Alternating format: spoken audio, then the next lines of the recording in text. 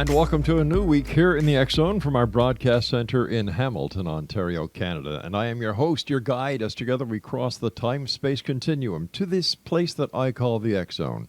It's a place where people dare to believe and dare to be heard. It's a place where fact is fiction and fiction is reality. And the X Zone comes to you Monday through Friday from 10 p.m. Eastern until 2 a.m. Eastern, right here on the X Zone Broadcast Network and on SimulTV Channel 21.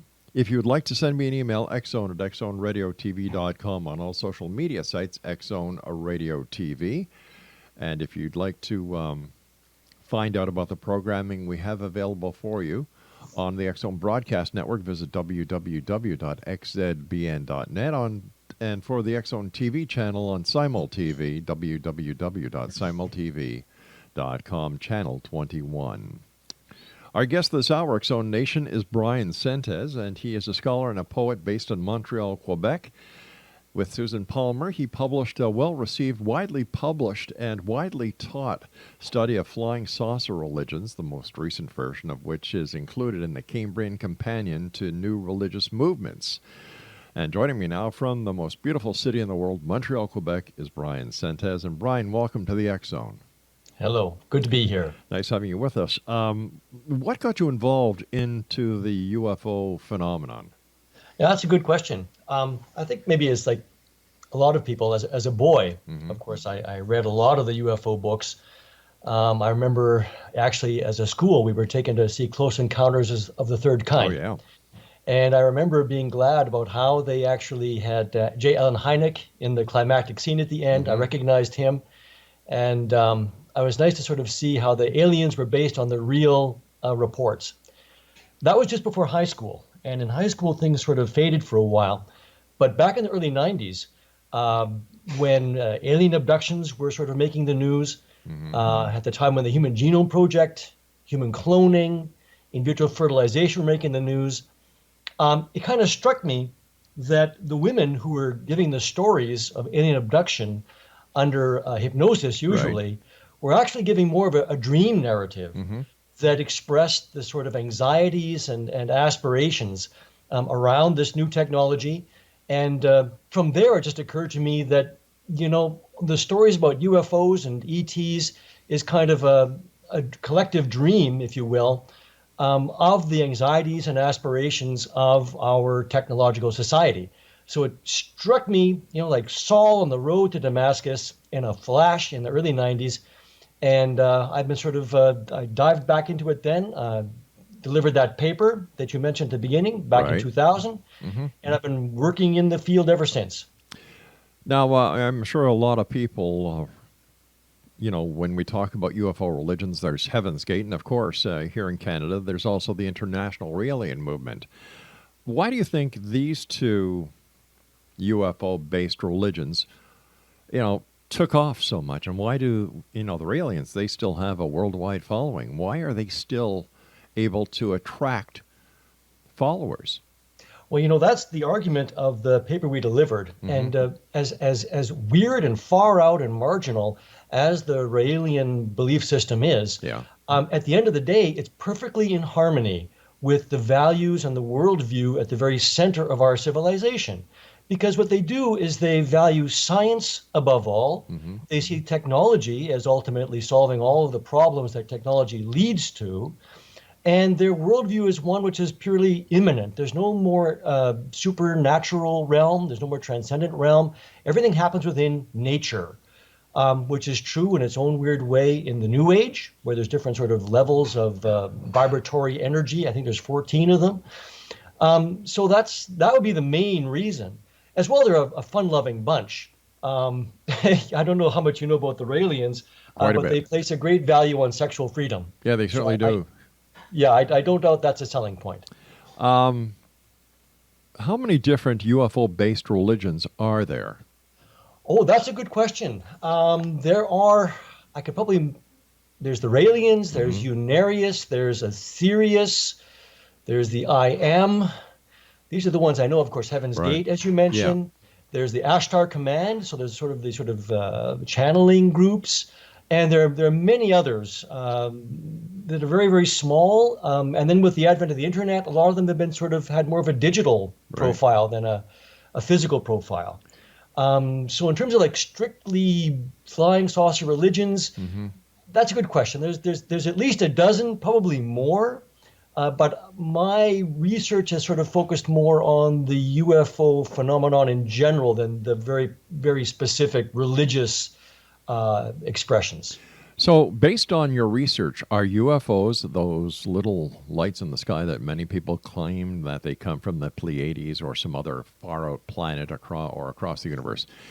Based on your research and your studies, are they real or are they a figment of our imagination based on the technological presence and where we are in today's societies with our stresses and everything else that goes along with day to day living? Well, I'd have to say probably both in a sense. Mm-hmm. On the one hand, a figment of the imagination is real too. I know I'm playing with the words a little bit there. Right? Um, if you're asking, are they spaceships from Zeta Reticuli or the Pleiades? Yes. I find that highly dubitable for a number of reasons that we might get into. I think it truly is the case that at the end of the day, I agree with Jacques Vallée that there is a hardcore, mysterious, real, physical phenomenon. What it is a very good question. It is both physical and sort of transcendent in a way that it kind of plays with the rules of physics in strange ways. But at the end of the day, it's probably a great mix of, as you remarked, our technologically based anxieties and aspirations projected onto things that we see in the sky, lights we can't identify. And then amid all that is certainly something very, very strange that whose nature I do not know. Without any substantial proof or any physical proof, why do people believe in something that can't be proven? Well, that's a very good question. I think the reason is going to be a kind of a psychological or emotional Mm-hmm. reason. Um, Unconsciously, what's happening here is that we see ourselves, we see what we want to be, we see what we imagine ourselves to be in these stories. So, in the 1950s and 60s, when flying saucers were landing primarily in Europe, Right? and the little guys came out in their diving suits taking soil samples and plant samples. Well, this sort of was an image that we would see on the moon later, and things that we imagine that we would be doing on Mars in the near future. So in this way, it's got a lot to do with like projection. Um, that would be my nutshell explanation. Okay. But, when we look at the UFO phenomenon, we have people who then take it from just the UFO aspect, and then there's contact, then there's alien abductions. You've got the Men in Black, the hypothetical situation where there are UFOs and extraterrestrials in Area 51. How did it grow so much? Oh, this is a beautiful story. um, that's a good question. I don't know if there's an authoritative answer that Mm-hmm. anyone can give you. The last thing it is aliens with underground bases working with Yeah. American scientists to develop anti-gravity technology. Um, Stephen Greer notwithstanding. Um, what is the case, and you get this in a great book by Mark Pilkington called Mirage Men, is it becomes very clear very quickly that the American Air Force, at the very least, picked up on the UFO mythology and began to use it for various intelligence ends. So, for example, there's the very sad story of Paul Benovitz. All right, what we're going to do here is I'm just going to hold you off here. I have to take my first break. And it's a bit of a cliffhanger. Let's look at it this way, Excellent. Exonation. Exonation, our guest this hour is BRYAN SENTES. He is in Montreal, Quebec, Canada. And if you'd like to find out more about BRYAN, visit his website at www.skunkworksblog.com. That's www.skunkworksblog.com. And Brian and I will be back on the other side of this very short commercial break as we continue here in the X Zone from our broadcast center and studios in Hamilton, Ontario, Canada. My name is Rob McConnell. Don't go away.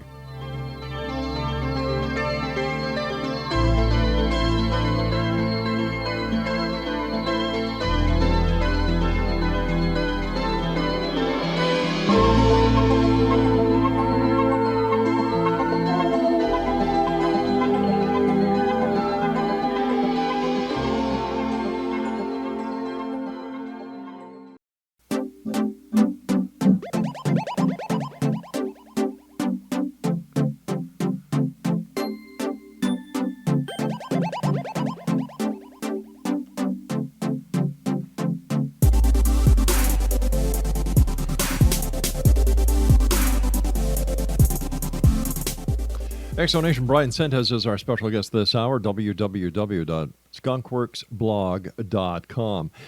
Brian, before we went to the break, you just started to tell us a very interesting story, and if you would please continue that story. Yeah, it's a very well-known story. Paul Benovitz was a contractor with the American Air Force. He lived near an American Air Force base in Dulce, New Mexico. He began to pick up strange radio signals on his equipment and to see strange lights in the mountains near the Air Force base.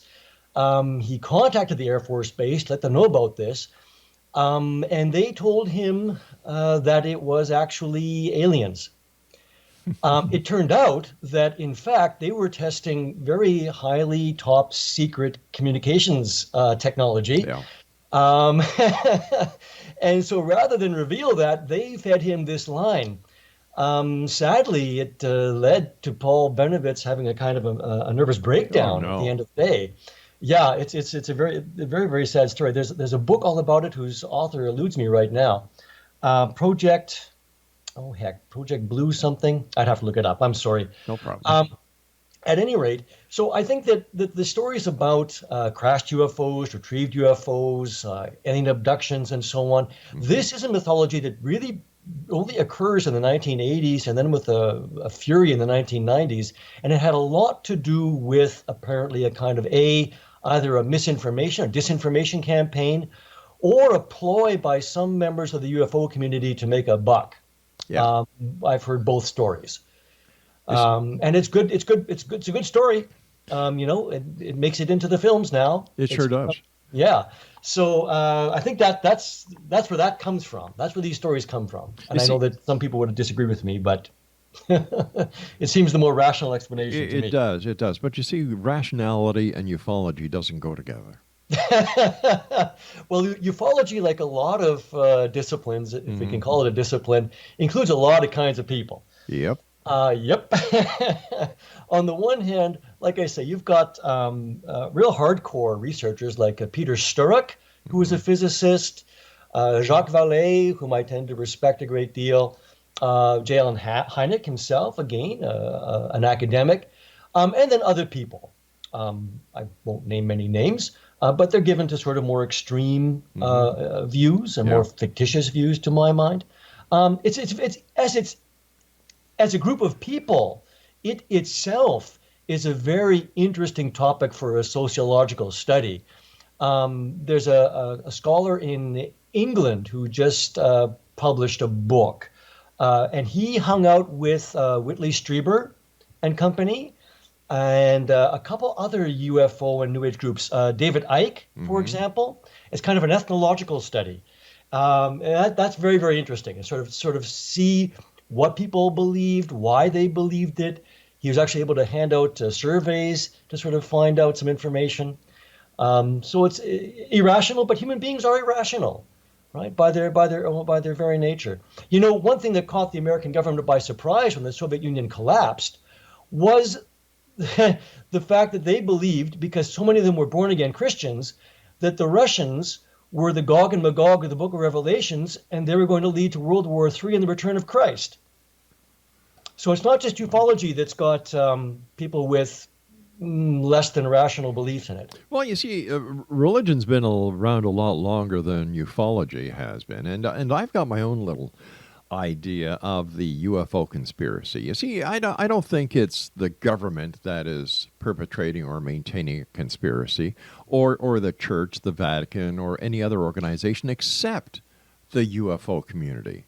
Because as long as there's a conspiracy in place, they do not have to provide any proof, because the truth is being hidden and suppressed. Therefore, the organizational structure of the ufology continues and cannot be debated. Well, the beautiful irony of your theory there is that if you go, say, to the Disclosure website that's run by Stephen Greer and company, they have hundreds and hundreds of so-called whistleblowers. The great irony is that, first of all, look, this idea of a cover-up and eventual disclosure goes back to the earliest days of the modern era. Donald Kehoe's very first book, The Flying Saucers Are Real, points this out, and he wrote a book called The Flying Saucer Conspiracy. And so what's strange is there's always been this idea that the government knows what's going on, the Air Force knows what's going on. They're not telling us, but they're going to slowly reveal it to us, while at the same time, you have this story, right, of the cover-up being told to Donald Kehoe by insiders. You have these files being leaked, being discovered, being released under the Freedom of Information Act. You have these whistleblowers. This is one of the worst-kept secrets in the history of the modern world. All right, but let's be honest. In today's society, if, let's say, a country unfriendly to the United States wanted to have such an effect on the political arena and cause total distrust within the United States, all they would have to do is hack into the U.S. computers, find unequivocal proof that UFOs are real, and release it. But that hasn't happened, and I don't give Stephen Greer very much credit. I really don't. I really don't. And all those little whistleblowers and all the little people who say that the government is out to get them, I think that these people need psychological help, not by the woo-woos on the internet. I mean hardcore mental practitioners, because I think they have screw looses. Yeah. Listen, I agree. Yeah. I don't think the whistleblowers are really revealing anything. Yeah. And if they are, they're either well, again, it's hard to say. Yeah, it is. Either they're lying, they're fabulating, they've been lied to, right?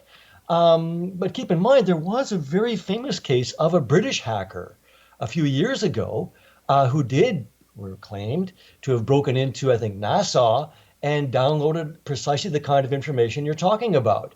But of course, that's the kind of honeypot that if you were an IT specialist, you'd want to have in place precisely for the people who go looking for it. But we also know for a fact that China and Russia have hacked into the U.S. government computers. Yes. And they have released very damaging information. So, and I'm sure the U.S. is no better when it comes to hacking other countries' computers. That, if they found the information that, let's say, Russia or China was suppressing the truth about UFOs, that there would be hackers who would release it. It just doesn't make sense. Yeah. On the one hand, the people who believe in the conspiracy, they've always got an answer to that. Oh, sure they do. And one answer is that the Russians and the Chinese and the Americans are all in cahoots with the aliens. On the other hand, the Russians and Chinese or any other unfriendly foreign power doesn't need to turn the people against the American government. One of the really unnerving aspects of this whole story is the way that the UFO conspiracy community dovetailed in with the sort of militia movement, right, in the 90s. The people involved with Waco and the Timothy McVeigh. Yeah. Timothy McVeigh, in the days leading up to his execution, watched the film Contact 6 times. And of course, the locus classicus, as we learned people would say, is of course Bill Cooper's Behold a Pale Horse, Behold a Pale Rider, right? This book from 1990, which is a nightmare synthesis of precisely this anti-government, posse comitatus, militia movement mentality with the UFO alien abduction conspiracy theory, and that's still with us. But let's face it, Brian. Today, that sells. Follow the money.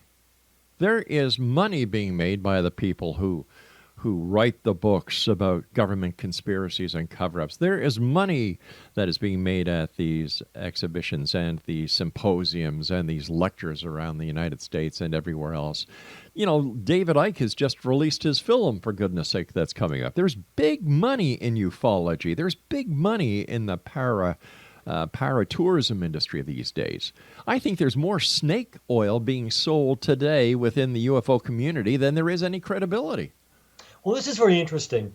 I think on the one hand, someone like David Icke is a very special case. He's a wingnut. I'm sorry. Oh, yes, yes. I just mean in terms of his commercial success. Yeah. That's all I mean. Well, Stanton Friedman. Stanton makes a killing. Did he make a killing? Oh, he's retired now. Oh, he's making a killing every time he's flown places. He's put up in hotels. He's his accommodations and his meals are paid for, and he gets a speaker's fee. Well, you see, granted that there are people like that. Mm-hmm. I also, as you know, am a poet. I know the Canadian literary world, and for every Michael Ondaatje, there are thousands of people struggling and working other jobs to pursue their art. And I think it's very much the same in ufology for those who make some money out of it. What's more interesting is it as a kind of social movement. What is interesting, I'm reading Kripal's and Kripal, I don't know how to pronounce his name, Kripal's and Stryber's Supernatural. All right, we've got to take that break again, so please stand by. Exo Nation, BRYAN SENTES is our special guest this hour. If you'd like to find out more about BRYAN, visit his website at www.skunkworksblog.com. Don't forget the X Chronicles newspaper is available for one and all online with our compliments at www.xchroniclesnewspaper.com. To find out all about the X Zone Broadcast Network and our 24/7, 365 broadcast schedule, go to www.xzbn.net. And around the world on the X Zone TV channel, on Simul TV Channel 21. I'm Rob McConnell. We'll be back on the other side of this break. Don't go away.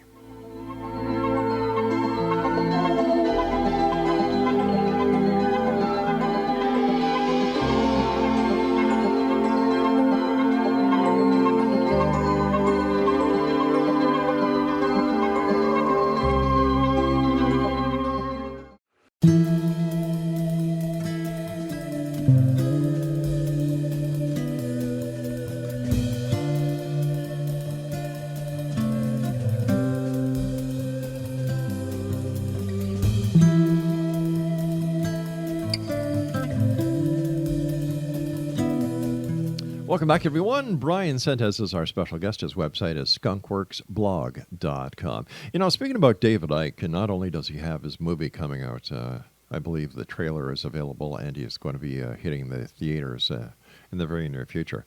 I remember doing my show from, News Talk 610, CKTV in St. Catharines, where I was the executive producer of programming. And I would do the X Zone from 10 o'clock at night to 2 o'clock in the morning over there. And David Icke was going to be a guest on my show. I had the Niagara Regional Police contact me to see if he was going to be actually in St. Catharines. And I said, no, it's going to be a telephone interview. And I said to the officer, I said, is there a problem? He said, if there wasn't a problem, I would not be calling you. Okay, I said, no, sir, it's going to be a telephone interview. And he said, all right, we just want to make sure. Well, I came to the station about an hour and a half prior to my show, and there was an unmarked police car with 2 police detectives in front of the station for the duration of the show. Interesting. I do know that he was recently barred from speaking in Australia because of supposed anti-Semitic remarks. Mm-hmm. His anti-Semitism is questionable and problematic. But he's making money with this. Yes. It's his shtick. And earlier you were talking about how hard authors work. And there's, that you've got the odd author who makes it, and then you've got thousands who don't. And my heart goes out to them because I know for a fact there are a lot of great authors out there who don't get the break they need. However, in the UFO community, there are dedicated TV channels spreading their work, creating the demand for these speakers, creating the demand for their books, creating the demand for them to have public appearances. Authors don't have that. Well, we do, but not in quite the same way because our medium is a little old-fashioned in that regard. Although, on the other hand, I mean, just to quickly remark, Sure. there are some poets, Instagram poets is what they're called, and they publish their work online, and they have sales of their poetry books literally in the millions. Okay, so they're very rare again, and Yeah. that's because of a media shift. Yeah. At the end of the day, though, I mean, on the one hand, you're perfectly correct. There is this sort of commodity side, right? Yeah. This commercial side of the ufological, which I have to argue, at the end of the day, it pales compared to the kind of money that Men in Black or But yeah, UFO movies I understand. in, right? But Hollywood is all part of the media, and when Hollywood produces something, there's a lot of spin-offs, and a lot of these spin-offs can be found in today's UFO community, like yes. Daryl Sims. Let me see who else can. And people like Sims, and I could go on and on. I've been doing this show now for 30 years, 5 nights a week, 4 hours a night. People say, well, Rob, how come you do your show if you don't believe? I'm looking for the truth. Yes. Plain and simple. If it's there, let's find it. If not, let's expose it. Well, what's interesting for me is that the truth is the social phenomenon. Exactly. Right? That's what's really quite striking. On the other hand, right, following Jacques Vallée and others like Peter Sturrock, hardcore physicists who've done their homework, there is sometimes some real physical phenomenon at work, which is poorly understood. One can even point to the Hessdalen lights in Scandinavia, which has been studied, but we're no near understanding what's going on there. Right. But of course, for me, at the end of the day, what's interesting is precisely the social interest. Why does this sell? Why has this grabbed our imaginations now increasingly in a worldwide way?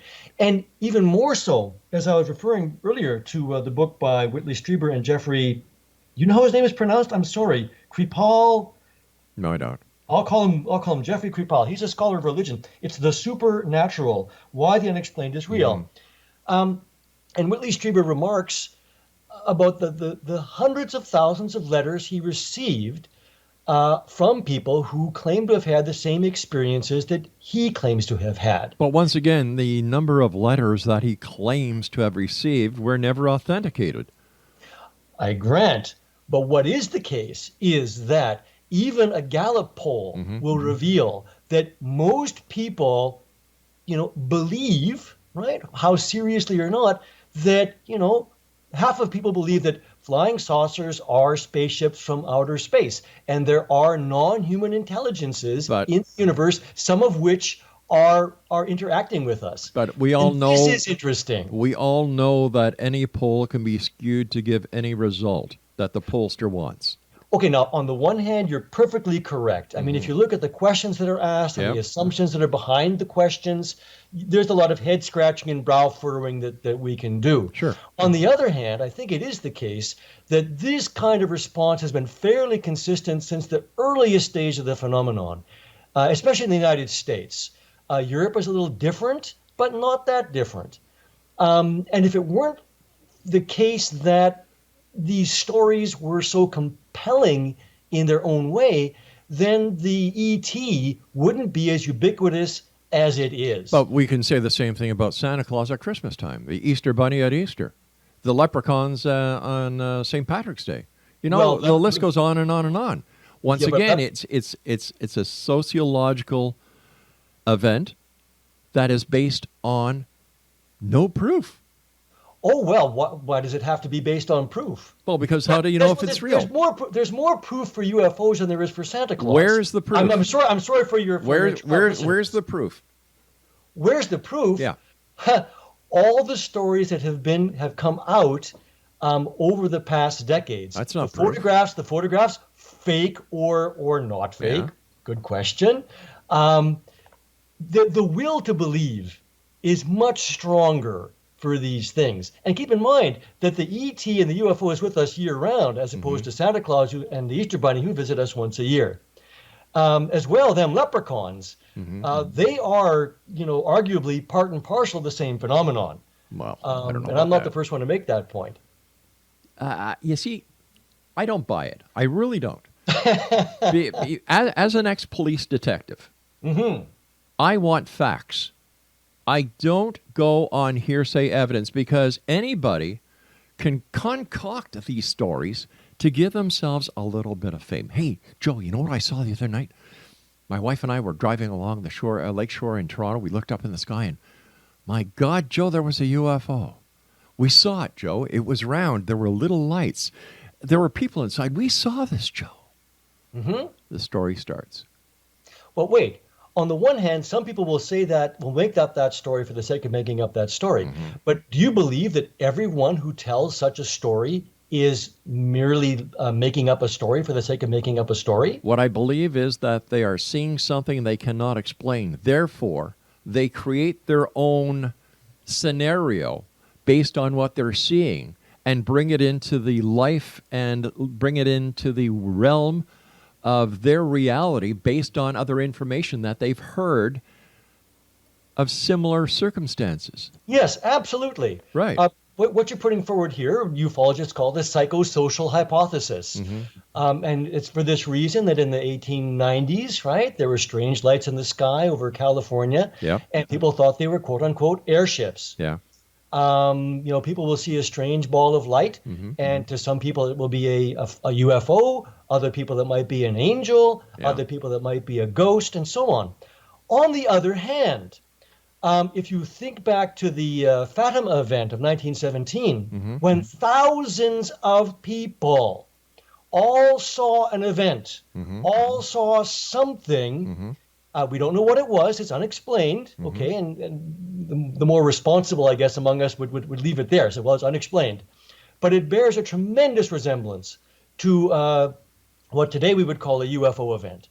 There was a spinning disc of many colors, there was heat effects, there was what was later called angel hair, and this was witnessed by thousands of people of all walks of life, and it was even photographed. So what's going on there? I don't know. Is it someone from the Pleiades pretending to be the Virgin Mary? I don't think so. But there's something happening there. And those are the really interesting cases. And it's at the end of the day that those of us who, look into the history of the phenomenon, we have to come to some conclusion that, there's something going on. We don't know what it is. What is interesting for me is precisely what you pointed out, is the way that we interpret it according to a certain frame of reference. And that frame of reference is what's so important to me, right? Because it's this assumption that there's such a thing as, quote unquote, intelligent life in the universe. Intelligent life necessarily develops a technology just like us. So what we have in this sort of interpretive frame is this projection of our own value system.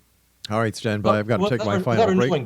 We'll be back on the other side. Exonation, if you'd like to get more information about our guest this hour, visit his website, www.skunkworksblog.com. I'm Rob McConnell. This is the X Zone. And if you'd like to check out the broadcast schedule with the other great shows we have on the X Zone Broadcast Network, visit www.xzbn.com. I'm sorry, xzbn.net. And for all the programming that we have available for you on the X Zone TV channel, go to Simul TV, check out Channel 21. We'll be back as we wrap up this hour here in the X Zone with our very special guest this hour from the beautiful city of Montreal, Quebec, BRYAN SENTES. Don't go away.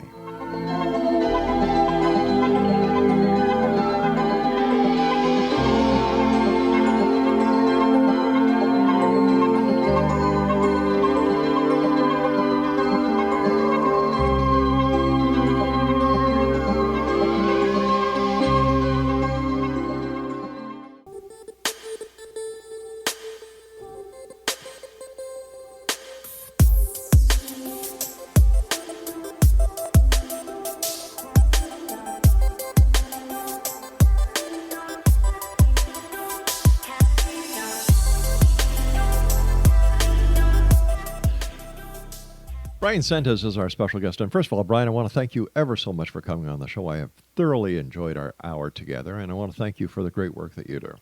Oh, thank you very much. I've enjoyed it very much myself so far, indeed. So far. No surprises. Listen, Bryan, is it possible that why ufology is so predominant these days is because people have lost faith in the established religious philosophies that have kept them going for so long? Oh, that's a very, very interesting observation. Here in Quebec, where I think you were raised here, if I remember correctly. That's right, yeah. You remember there was this thing called the Quiet Revolution. Quebec used to be dominated by the Roman Catholic Church into the 1950s, and then it sort of threw that off. And now it's a very secular society, but it's also the province with the highest number of new religious movements. And perhaps the same thing is going on in general, as you point out, that the UFO as a kind of transcendent image, as perhaps carrying euphonauts who come from more advanced civilizations that have gone through the problems that we are suffering right now. They're coming to give us answers that we need. They're something supernatural, although they're technological. And so surely it is the case that with the sort of loss of traditional religions, although that's even debatable at a certain point, but you're right, with the kind of more secular society we have in the so-called West, UFOs certainly serve a religious function in that way, either in the kind of the New Age way that we had with George Adamski and so on in the 1950s with the Space Brothers, these tall blonde dudes coming out of the flying saucers. Or with sort of people like the SETI, with James Gilliland and so on, or Stephen Greer too. There's a weird sort of mixture of sort of New Age spirituality and UFO paranoia conspiracy theory. It's a very, very interesting and heady mix.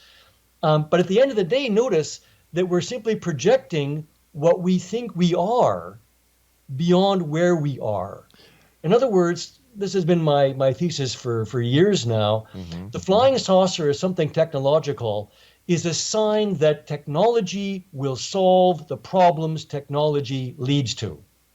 And that I find a deeply problematic and deeply disturbing assumption. Yeah. Because at the end of the day, we're ending up with a kind of a sense that, well, if it can be done, it will be done. It also brings you to the point where I believe that humans are realizing that, hey, we're expendable. In what sense? Well, computers are going to take over. You've got artificial intelligence. You've got robots taking over the manufacturing industry. You've got ATMs taking over the banking industry. Well, it's true. I sometimes think the banks should pay me for doing the teller's job. That's a good idea. I'm going to vote for you. It is. The Raelians, they have a kind of a political arm called Paradism, I think it is, and they embrace automation. They think that robots will do all of our work, and we will be given a wonderful world of leisure and paradisal material wealth resulting. Yeah, well, See, it's funny. I teach college, and my students, they're young people. They're 18, 19. And I asked them, why does technology change? And they say, well, it just advances, as if it's like the seasons changing. I say, no. You know why it changes? Investment. Technology is not something out of our control. It's something that, and we were talking about this earlier when I talked about making money. Yes. Let's talk about Bill Gates. Let's talk about Mark Zuckerberg. Big time. Let's talk about Google and DeepMind and AI. Why are these things being developed? Money. Money's going into it for the sake of money. And I think this is what gets occluded, dangerously so, in the imagination of the UFO. Well, look at GM. Their profits soared as soon as they went to robotics and got rid of the manual labor. It's funny. That has been a problem since the Industrial Revolution. You might remember there were these people called the frame breakers in the 18th century, and they were called frame breakers because they were the people who used to do the weaving, and they were put out of work by the power looms. Yep. And they would break into the factories and break the frames of the power looms. So automation has been a problem for a long time. We don't mourn the fact that there aren't any typewriter repairmen or VHS repairmen anymore. And often it's the case that new jobs open up when old sort of manual jobs fall away. It's just that now things are happening so quickly. With globalization, things are exacerbated in a certain way. And so we're a lot more uneasy about automation, especially as it moves into, say, the newsroom, right?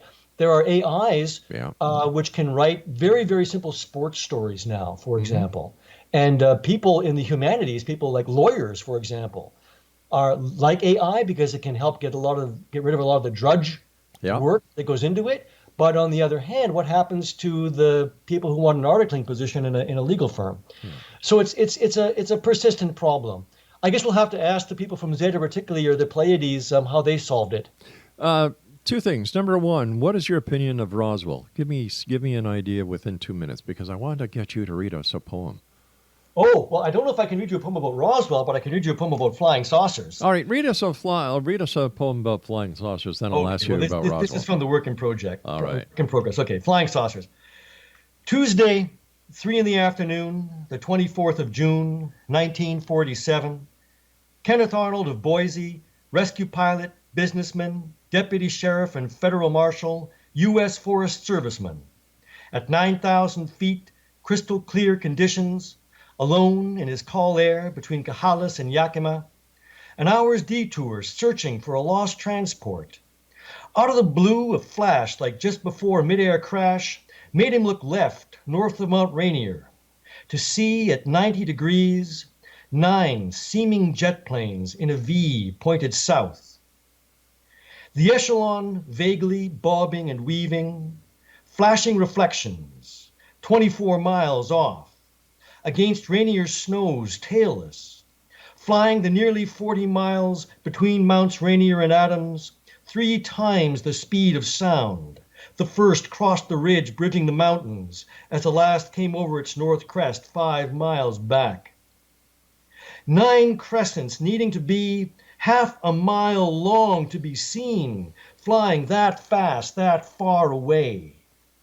So smooth, mirroring sunlight, like speedboats on rough water, wavering information, like the tail of a Chinese kite, wings tipping, flashing blue-white, each like a saucer skipped over water. Wow. A little faster than I normally read it, but we only have 2 minutes, so. Yeah.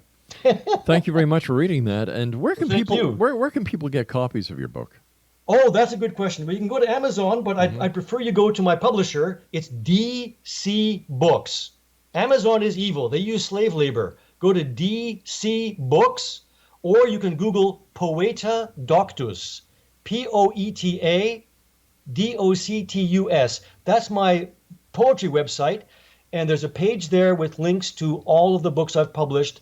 Grand Gnostic Central is the name of the book with that poem, and there's another book with some UFO poems called Ladonian Magnitudes, and they're both from DC Books here in Montreal.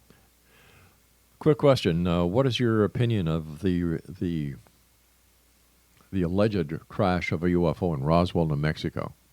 I think it's a wonderful story. It's a wonderful myth, and I love the fact that it's rose well. And there's a wonderful expression called sub rosa, which goes back to the Rosicrucians. So no, I think it's a wonderful story. It's a wonderful myth, and it's part of this, what Jung called a modern myth of things seen in the sky or that crash in the sands of New Mexico. We've got about a minute and a half left. What are your final thoughts? What are your final words to the worldwide X-Zone Nation tonight? Oh, well, I would say, oh boy, that's a tough one. I would say, come to my blog, Skunkworks, skunkworksblog.com, because there I'm actually able to sort of set out these ideas in much more detail and with other links to sort of more pertinent information. I think the phenomenon is very, very important. It's as important as it is marginal and weird and far out. And it points to what's at the center and the heart of our society. in ways which are very, very informative, illuminating, and distressing. As I said earlier tonight, my friend, it's been a wonderful experience having you on the show. I would love to have you back on in the future so we can discuss further topics. But for now, you and I must say so long. Before we do, give our listeners your website again. And why did you call it Skunkworks?